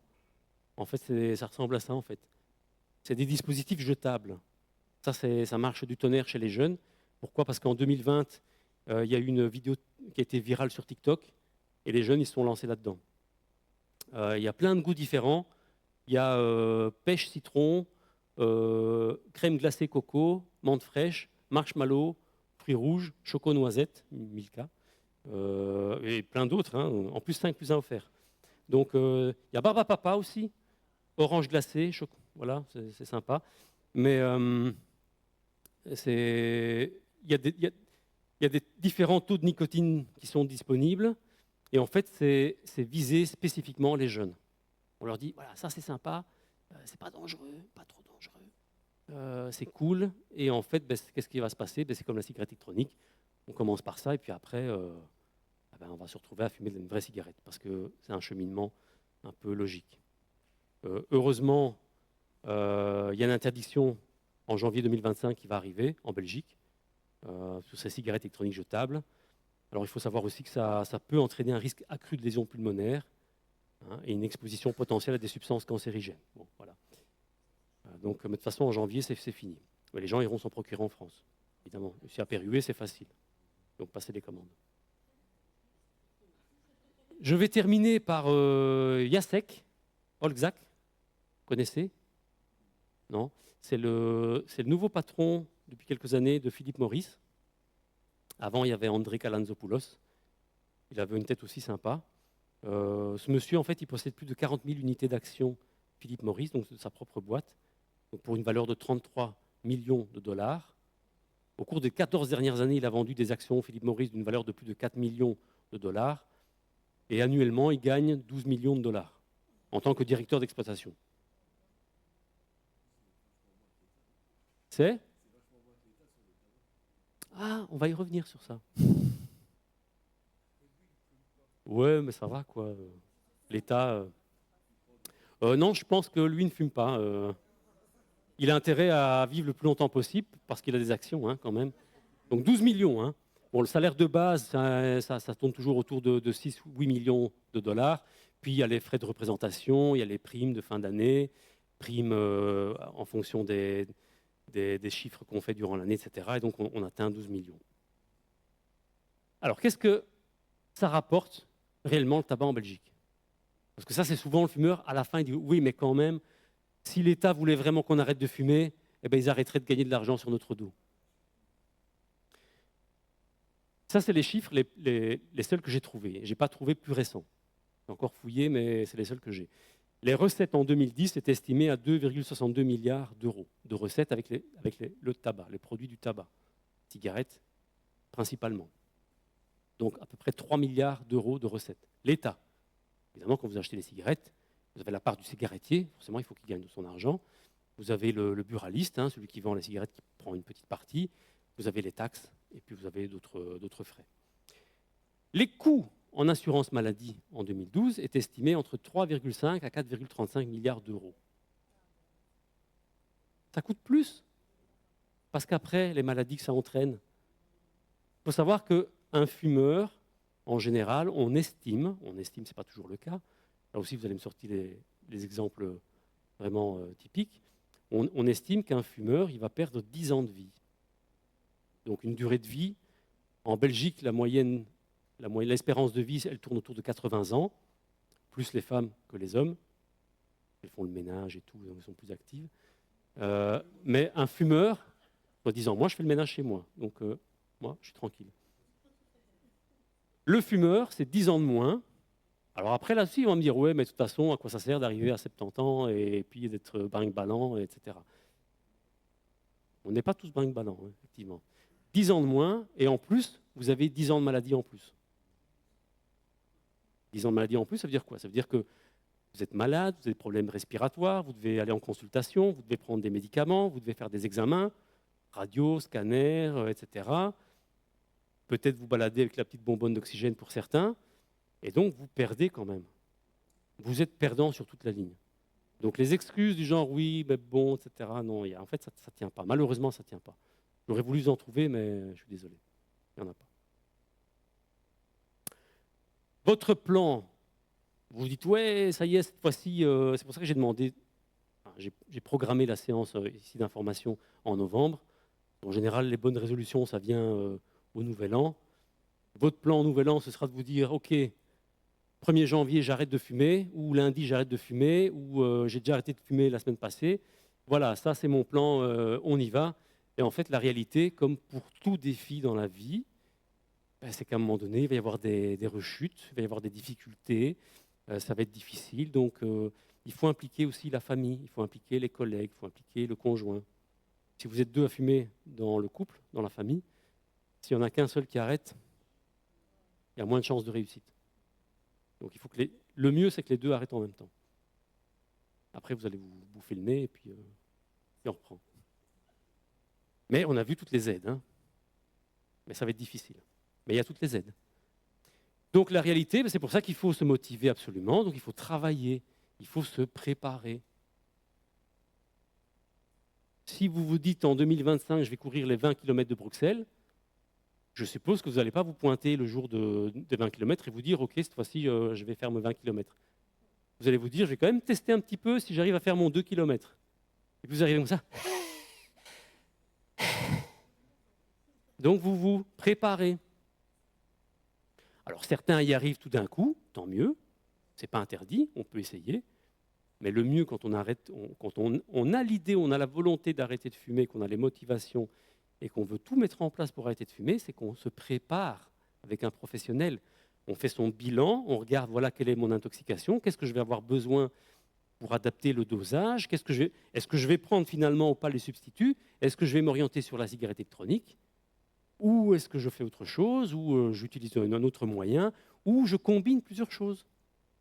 Parce que l'avantage, c'est que toutes ces choses-là, tous ces moyens de sevrage, on peut les combiner. Il y a des fumeurs, ils disent « Ouais, mais non, mon médecin il m'a dit le patch, si je mets le patch, je ne peux pas fumer. Alors, si vraiment j'ai envie de fumer, j'enlève mon patch et je fume ma cigarette. Après, je le remets. » Mais non. Il y a des conseils spécifiques qui doivent être donnés par des professionnels. Donc, qu'est-ce qu'il faut pour arrêter? La volonté, les motivations, la persévérance. Et puis après, le suivi spécialisé aussi. OK? Avant de terminer, j'en profite puisque vous êtes là, ceux qui n'étaient pas là les autres fois. Comme à chaque fois, donc les conférences sont gratuites, c'est libre d'accès. Vous avez été parmi les courageux à venir ce soir parce que j'espérais quand même que ça aurait motivé plus de gens. Mais il y a 3 ans, Emmanuel Mukwege, donc vous connaissez Denis Mukwege, le médecin qui répare les femmes, son frère, c'est Emmanuel Mukwege, c'est le président de notre association. On a créé une association, une ASBL, avec comme objectif de construire un centre médical, plus un dispensaire, c'est un centre médical, une petite clinique, en République démocratique du Congo. Alors, on a acheté un terrain, donc au début c'était ça, avec des arbres, des plantes, etc. Donc c'est à l'est de la République démocratique du Congo. C'est là où il y a les zones de conflit armé. Hein. Il y a beaucoup de massacres depuis 30 ans, mais on parle plus des autres guerres parce que ça touche plus que ça. Ça commence à faire vieux maintenant, donc on s'en fout. Mais ça fait toujours beaucoup de victimes. Et comme dans toute guerre, il y a aussi des victimes de violences sexuelles. Il n'y en a pas qu'en Ukraine, hein. Il y en a aussi au Congo. Donc on viole, on mutile, et puis on laisse ces femmes, ces jeunes femmes, dans la nature. Donc l'objectif, c'est ça, à terme, c'est de construire vraiment un centre médical quasiment complet. On n'aura pas de scanner à la pointe ou d'IRM ultra performant, mais on aura quand même tout ce qu'il faut pour prendre en charge les victimes et la population locale. Voilà, ça va ressembler à ça. Donc là, on collabore avec un architecte qui, lui, il a 20 ans d'expérience en Afrique. Donc il a déjà été au Burundi, au Rwanda, donc dans la même région, travaillé. Il a construit des centres, il a construit des écoles, des centres de formation. Et donc actuellement, on est à la fin des fondations des 2 premiers pavillons. Donc, vous avez vu que c'est réparti sur plusieurs pavillons. Comme ça, on n'a pas l'argent pour faire tout, ben on avance petit à petit. Donc là, vous avez déjà ici, ça c'est l'accueil. Il y aura une salle d'attente ici, il y aura un local de tri pour les patients. Bon, déjà, il y aura un médecin qui pourra examiner les gens et dire « Ok, bon, ça, on va plus loin » ou alors il peut retourner chez lui. Il y a un bloc de consultation aussi. Donc là, il y aura quatre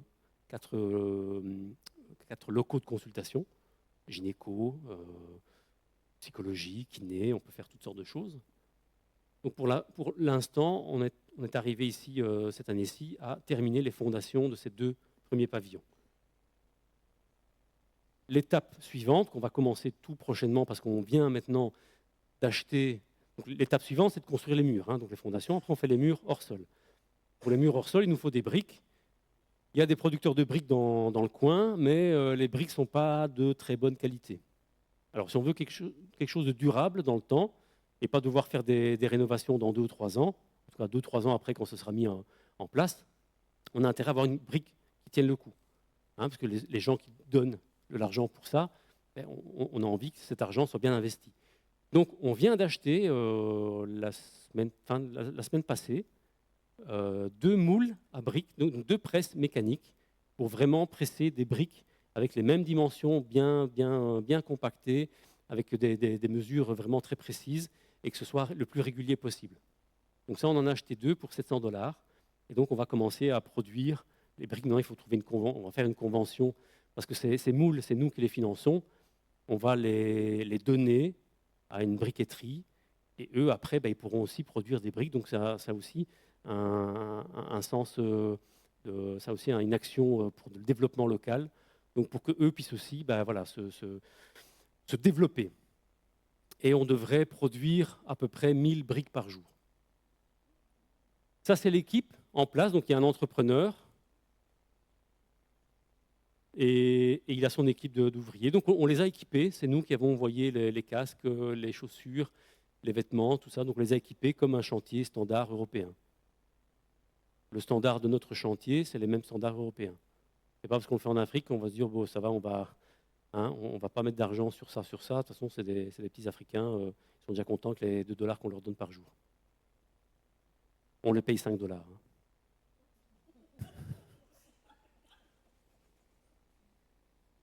Donc, vous allez retrouver toutes les infos sur les réseaux sociaux. Tapez Interface Compassion Internationale. Vous avez une urne là-bas au fond. Si vous avez envie, comme c'est gratuit, mais si vous avez envie de mettre quelque chose dans l'urne, vous mettez, faites-le selon votre cœur. Voilà, c'est tout. Sentez-vous libre. Si vous ne le faites pas, il n'y a pas de souci. Je n'irai pas voir qui a mis quoi. Mais voilà, soyez libre de le faire. La prochaine conférence, c'est le 25 janvier 2025. Intelligence ou intelligence? Ce que vous pensez savoir et ce qu'il en est réellement. On aura la chance d'avoir un psychopédagogue, qui était diplômé à l'UCL, professeur aussi en Fédération Wallonie-Bruxelles. Il est agrégé en sciences psychologiques et sciences de l'éducation. Il va aborder un peu, parce que quand on parle d'intelligence, on parle de QI. QI, c'est quoi? C'est bien? Ça évalue quoi? Ça évalue... Est-ce que c'est bien? Pas? Est-ce qu'il ne faudrait pas remettre en question aussi un petit peu? Est-ce que, parce que mon fils, il est en échec scolaire, est-ce que ça veut dire qu'il est bête comme un pot? Ou pas? Donc, intelligence ou intelligence, au pluriel. J'espère que vous viendrez tous. Oui? Voilà, merci. Et je vous remercie. Alors maintenant, pour vous récompenser quand même, pour votre petite dopamine, vous avez les tartes qui ont été préparées par notre boulanger-pâtissier local, une connaissance, notre ami Pascal Dubois, qui nous a fait des tartes. Il nous a fait des mini éclairs aussi. Voilà, je vous laisse prendre votre dopamine et vous détendre. Merci beaucoup.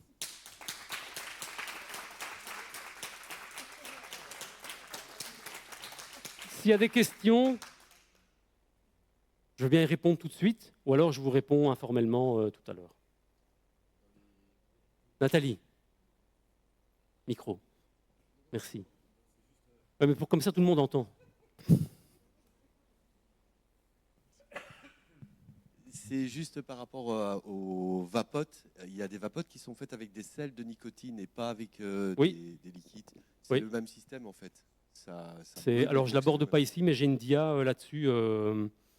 C'est pas bon en fait. C'est pas bon. Mais je pourrais retrouver j'ai une dia qui est prête. En général, je ne vais pas aussi loin pour un truc grand public. Mais je vais vous envoyer l'information via Sabrina. Oui, ça va. Merci.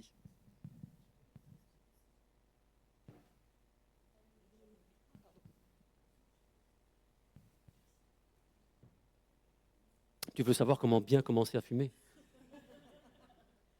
Quelle marque il faut choisir, quelle quantité?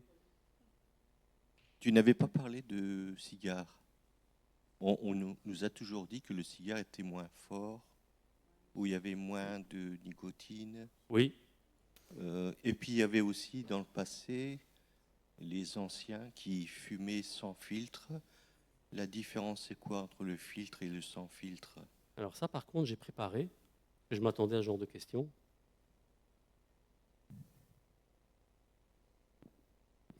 Ça apparaît ou pas? Non.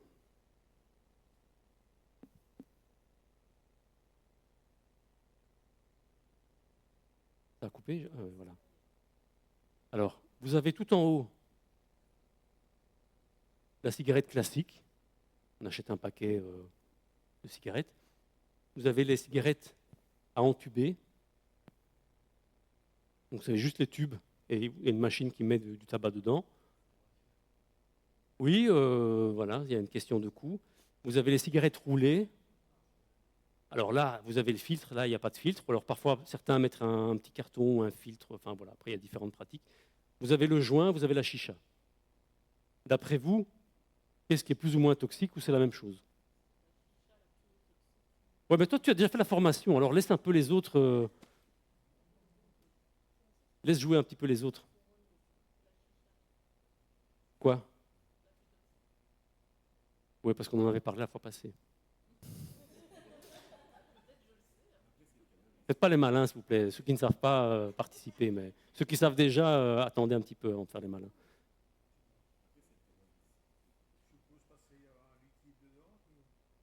Quoi? Oui. Et? Oui, c'est ce qu'on pense. C'est ce qu'on pense.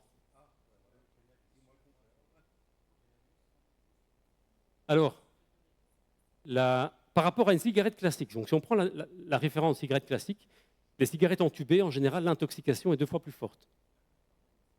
Les cigarettes roulées, c'est 3 fois plus fort. Et ça, on le voit quand on fait le dosage. En général, quelqu'un qui me dit, genre, moi je fume 20 cigarettes et je les roule, en général, ils ont un taux d'intoxication beaucoup plus élevé que ceux qui en fument de manière générale. Parce que là encore, je vous ai dit, ce n'est pas la quantité qui compte, c'est vraiment comment on fume. Mais de manière générale, ceux qui fument des roulés, c'est beaucoup plus fort. Même s'ils se disent, oui, mais moi je mets quand même moins de tabac, je tasse moins, etc. Ou alors je mets un filtre, etc. Mais voilà, les cigarettes roulées, en général, c'est beaucoup plus toxique. C'est 3 fois plus. Le joint, ça équivaut à 6 voire 7 cigarettes. Et la chicha, vous avez un demi-paquet de cigarettes, une dizaine. Non, il n'y a pas le cigare. Alors le cigare, je vais y répondre. Merci de me remettre sur le droit chemin, Gilbert. Le cigare, mais oui, c'est parce que sa question, c'était aussi, et après, la cigarette roulée. Hein, donc en partie, j'ai bon. Hein. Le cigare, on considère que c'est moins toxique qu'une cigarette classique, mais si c'est fumé occasionnellement. Et que si on fume que ça. Un fumeur qui fume des cigarettes et qui en plus fume le cigare, ça ne sert à rien. Tout comme le fumeur qui se met à fumer la cigarette électronique et qui continue à fumer des cigarettes classiques, ça ne sert à rien. Si vous voulez un bénéfice, il faut passer complètement à la cigarette électronique. Il ne faut pas mélanger les deux. On fait une sortie une fois de temps en temps, une fois tous les 2-3 mois, on fume un cigare. Mais alors là, ça va dépendre aussi du tirage et puis quel type de cigare. Il y en a qui vont prendre plus les cigarillos. Alors quand je parle de cigare, je parle du vrai bon gros cigare. Bon. Le cubain roulé. Mais si on prend les cigarillos, là vous pouvez être sûr que c'est l'équivalent d'une cigarette roulée. Et les gros cigarillos, les gens en fument 15, 20 aussi, c'est la même chose. Alors, par rapport à la chicha, beaucoup de jeunes, c'est très en vogue chez les jeunes, les moins jeunes aussi, se disent c'est moins toxique parce qu'on met de l'eau et en plus on va renouveler l'eau. Et l'eau, elle devient colorée, donc ça veut dire que ça a bien absorbé toutes les substances toxiques. Sauf que dans la cigarette, quand vous faites une combustion, vous produisez quoi? Vous produisez des substances qui sont hydrophobes. Les solvants, les goudrons, ça ne se mélange pas avec l'eau. Donc vous avez beau renouveler votre eau. Oui, tu te sens coupable maintenant d'avoir fait ta séance il y a quelques semaines. Votre eau qui se colore, En fait, ça se colore très vite, mais après, ça ne retient à rien du tout. Mais ça donne l'impression que ça absorbe. En plus, ça n'absorbe pas grand-chose parce que dans la chicha, en général, c'est des grosses bulles. Si on veut absolument que l'eau puisse absorber un maximum, il faut des toutes petites bulles. Il faut vraiment infuser des toutes petites bulles pour qu'il y ait une surface d'échange la plus grande possible. Si on a juste une grosse bulle, la surface d'échange est très réduite. Oui, oui, oui, c'est l'équivalent. Ah ben plus alors. Plus.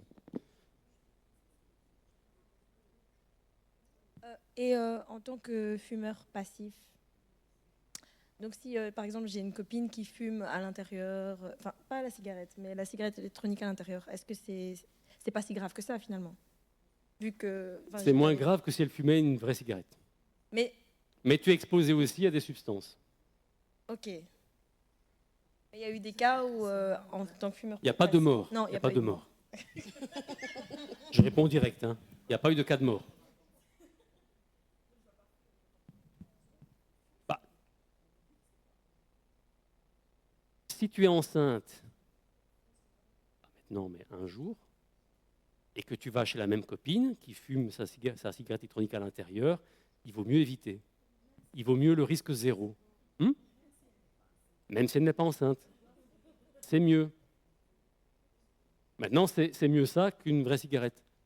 Maintenant, avec la vraie cigarette, le tabagisme passif, faites attention, parce que je vous ai parlé du monoxyde de carbone. Même le fumeur qui vous dit « Non, moi je vais fumer dehors et puis je reviens », et vous restez dans votre salon et puis vous discutez, ou peut-être il y a plusieurs fumeurs qui vont fumer dehors et puis qui reviennent, qu'est-ce qu'ils font après? Forcément, ils respirent, heureusement. Et quand ils respirent, qu'est-ce qu'ils font? Ils expirent. Ils inspirent et ils expirent. C'est comme ça qu'on respire en général.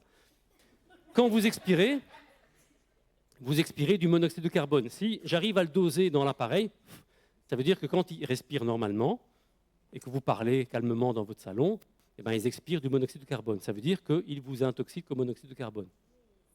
Ça veut dire que si Nathalie, qui avait 2 ppm de monoxyde de carbone, elle passe un peu de temps avec des fumeurs dans son salon, elle peut faire, après une demi-heure, 1 heure, un test, et elle va monter à 15, 20 ppm de monoxyde de carbone. Au plus tu montes en ppm, au plus c'est intoxiqué. Donc 20, c'est déjà 5 à 6 heures. Et donc, si le jour où tu seras enceinte, tu vas passer du temps dans le salon avec des copains fumeurs qui ont été fumés dehors, là, ça va augmenter parce que le fœtus, l'affinité est encore plus forte, il est beaucoup plus sensible au monoxyde de carbone que l'adulte.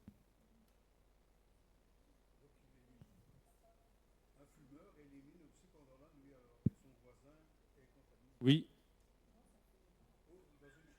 Oui.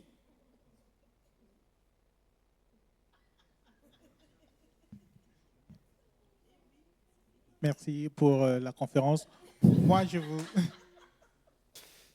voulais savoir par rapport au sevrage. Est-ce que, j'ai 2 questions, ça c'est la première. Est-ce que le sevrage dépend de, on va dire quoi, de l'exposition, c'est-à-dire le nombre de temps que tu as passé à fumer, ou bien d'autres comportements, d'autres aptitudes physiologiques, le poids, l'âge, je ne sais pas. Et la deuxième question, ça c'est plus un avis personnel de votre part, quel programme spécifique vous pourrez donner, on va dire le programme d'excellence pour un sevrage pour une personne adulte qui fait un poids normal, etc., etc. Quel est le programme que vous pourrez donner, bien sûr, selon les critères que vous avez mentionnés et tout ça? Merci. Alors, par rapport au poids, en général, on ne prend pas ça en compte. Le poids, moi, je conseille de peser, et pour le suivi, pour voir si après on prend du poids, et puis après pour donner éventuellement des recommandations au niveau alimentation. Parce que le fumeur qui... C'est pour ça que je vous dis qu'il faut une préparation, en fait. Donc, pour répondre à la deuxième question, c'est une préparation. Faisons d'abord un bilan, voyons qui j'ai en face de moi, comment il réagit, quels sont ses besoins, quelle est sa dépendance physique et psychologique. Et ça répond un petit peu à la première question. Il faut évaluer ça, parce que certains vont avoir une dépendance physique très forte et une dépendance psychologique très faible. Ça veut dire que ceux-là, il leur faut des substituts. Mais après, le tabac social, etc., pour eux, ce n'est pas un problème. Ils vont vous dire non, moi, si demain je dois arrêter de fumer, si mon collègue va fumer dehors, moi, pas de souci, il a qu'à aller fumer tout seul. Par contre, son corps va lui dire tu dois prendre ta cigarette. Le cerveau va vous dire tu dois prendre ta cigarette. Et donc maintenant, il faut mettre en place des stratégies pour perturber le cerveau, pour déshabituer. Et là, le nombre d'années de dépendance, ben, ça rentre en compte. Mais ça se passe très vite avec la cigarette. En fait, les jeunes qui commencent à fumer, en 2-3 ans, deviennent dépendants. Surtout quand on est en dessous de 18 ans.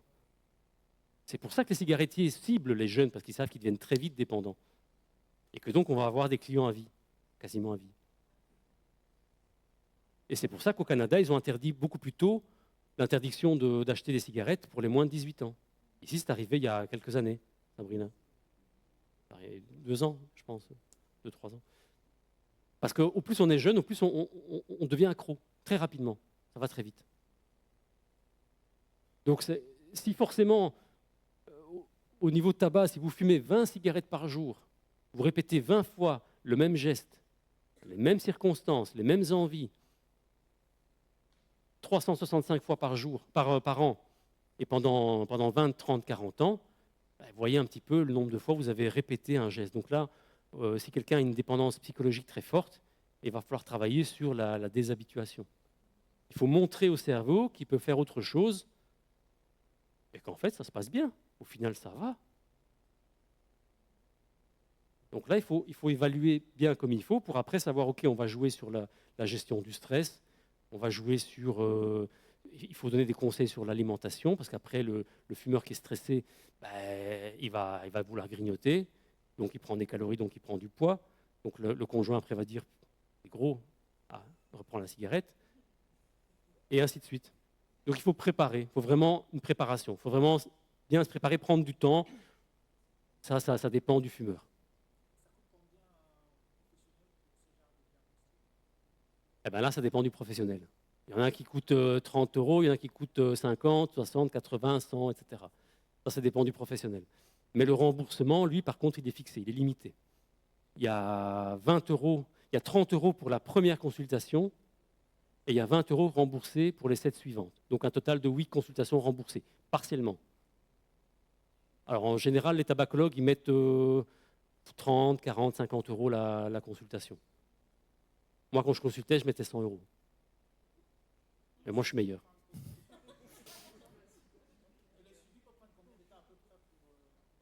Combien de temps pour arrêter de fumer?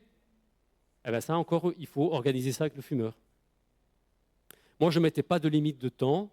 Je laissais la possibilité au fumeur de voir quand est-ce qu'il était prêt. Mais par contre, on passait 2-3 séances à se préparer, à analyser, à donner tous les conseils spécialisés, à donner des exercices de réflexion, des exercices pour se préparer. OK, dans telle situation, je sais qu'il y a la pause. Il y a la pause pipi avec les collègues, ils vont aller fumer, qu'est-ce que je vais faire? Je sais que je vais au cinéma avec des amis, et puis après on va aller boire un verre, qu'est-ce que je vais faire? Qu'est-ce que je peux mettre en place? Il faut se préparer. Donc je ne mettais pas de délai pour l'arrêt du tabac, je laissais la liberté, mais si à un moment donné on me disait, voilà, maintenant là, j'arrête à tel jour, telle heure, etc., alors là maintenant on y va et on fonce. Mais on peut après corriger. Il peut y avoir des rechutes, un petit écart, ouais, j'ai refumé une cigarette, c'est pas grave. Alors on corrige l'écart, on regarde, ok, qu'est-ce qui s'est passé, et on essaie d'adapter le suivi au mieux. Qu'est-ce que vous pensez des fumeurs de pipe? Qu'est-ce que j'en pense? Oui. Qui s'intoxiquent? Oui, bien sûr, mais il paraît qu'ils peuvent avoir des tumeurs de la lèvre. Ah oui, bien sûr. Mon mari bien sûr. en a connu plusieurs. Comme avec la cigarette, Aussi, comme avec le joint, ça c'est des cancers de la sphère ORL. on dit que Ça, c'est plus dangereux la pipe, je ne sais pas, je demande votre avis. Encore une fois, alors la pipe c'est un peu particulier parce que c'est plus difficile à quantifier. Ça va dépendre aussi combien de fois par jour on va le faire, comment on va tirer. Voilà, tout ça, ça dépend du tirage, encore une fois. Donc ça dépend de la façon dont on fume. Mais à partir du moment où on fait passer de la fumée dans la bouche, Ça atteint les dents, ça atteint les lèvres, ça atteint les gencives, ça atteint la langue, le bol du palais, le larynx, le pharynx, les poumons. Et après, ça atteint aussi le reste, parce que les substances toxiques qu'on a dans les poumons, après, ça passe dans le sang. Le sang, il est filtré par les reins. Et quand ça filtre par les reins, ça va dans la vessie. Et donc, il y a des cas de cancer des reins et de la vessie aussi. Les urologues, ils insistent beaucoup quand ils ont des patients, savoir est-ce que vous fumez. C'est un facteur de risque. Les reins et la vessie.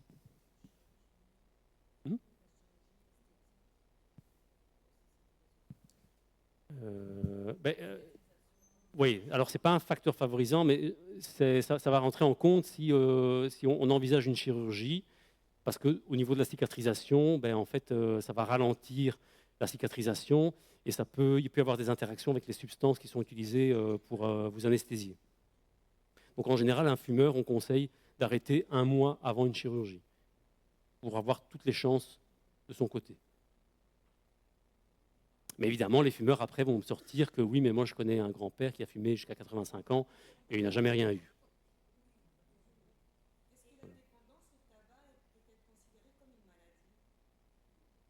C'est une toxicomanie. C'est une toxicomanie, c'est une maladie.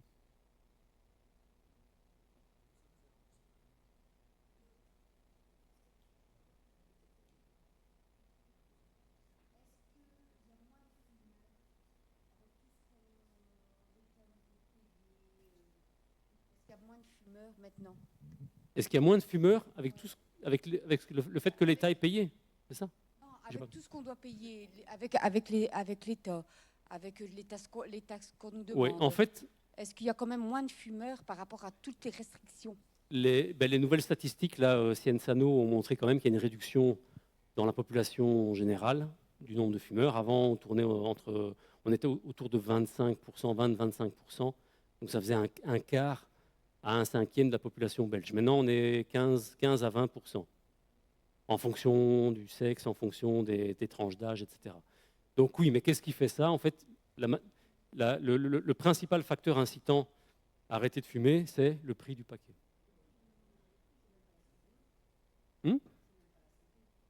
Non, c'est principalement le prix. Après, il y a un peu la santé. Et après, il y a le reste de différents facteurs de motivation.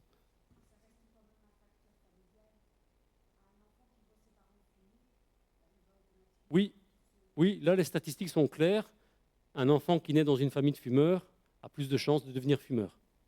Il a plus de chances de devenir asthmatique et de développer des allergies.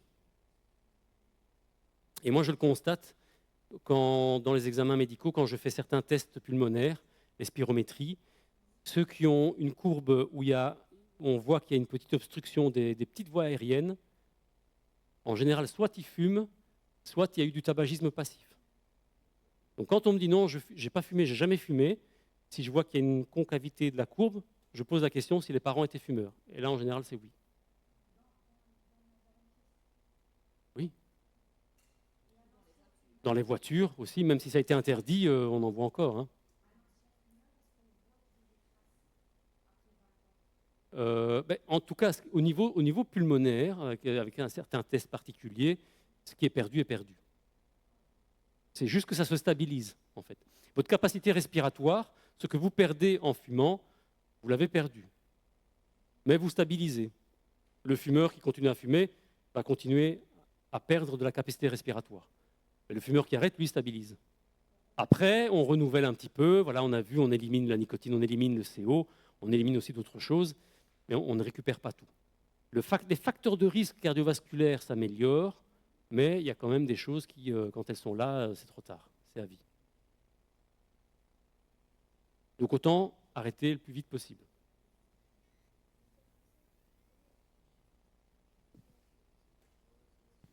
Quand on parle de sevrage, on considère que celui qui fume la cigarette électronique n'est plus fumeur? Ou il est toujours fumeur? Alors moi, de mon point de vue, s'il ne fume que la cigarette électronique, pour moi, il n'est plus fumeur. Et dans les stats? Donc quand on nous dit que ça a diminué de autant, est-ce qu'on considère ceux qui fument les cigarettes électroniques ou pas? Ils font des statistiques, mais c'est le tabagisme de cigarette réguliers. Cigarette C'est classique. les fumeurs réguliers de cigarettes classiques. Mais après, oui, ils sortent plein de statistiques dans tous les sens et pour voir un petit peu les cigarettes électroniques ou pas, etc. Mais pour moi, si quelqu'un utilise la cigarette électronique uniquement, il n'est plus fumeur. Ben, la nicotine va être très faible et puis au final, on s'en fout de la nicotine. On s'en fout de la nicotine. Moi, je m'en fous de la nicotine. Pourquoi les fumeurs, quand ils arrêtent de fumer, ils grossissent? Est-ce que c'est parce qu'ils remplacent Oui, c'est ce que j'ai dit l'addiction? tout à l'heure. En fait, tu as un stress, un niveau de stress, la plupart du temps, tu as un niveau de stress qui est beaucoup plus élevé. Et donc, pour compenser, il y en a beaucoup qui vont aller grignoter des bonbons, des biscuits, des chocolats, etc. Alors après, ce qu'il y a aussi, c'est que la cigarette, c'est un coupe-faim. Et en plus, la fumée de cigarette va changer le goût des aliments. Donc un fumeur qui arrête de fumer, en quelques semaines, il retrouve le goût des aliments. Ça, il faut demander aux fumeurs. Quasiment 90% vont te le dire. Oui, c'est vrai que j'ai arrêté de fumer. Waouh, je ne savais pas que ça goûtait autant. Donc, pour compenser le manque, et parce qu'ils retrouvent aussi l'odorat aussi, hein, et on sait qu'au niveau alimentation, l'odorat et le goût, ça va ensemble. Si tu perds de l'odorat, le goût il va être altéré. Donc, ils retrouvent l'odorat et le goût, et donc en fait, les papilles s'extasient. S'extasient.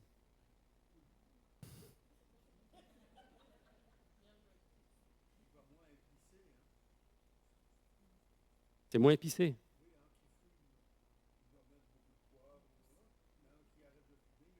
Ben, c'est pour ça, parce qu'ils retrouvent en fait le goût normal des aliments, en fonction de leurs papilles et de leur terminaison nerveuse.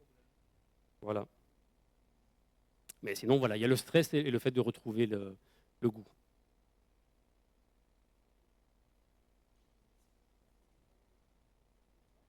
Si on parle de goût, vous avez faim maintenant, hein?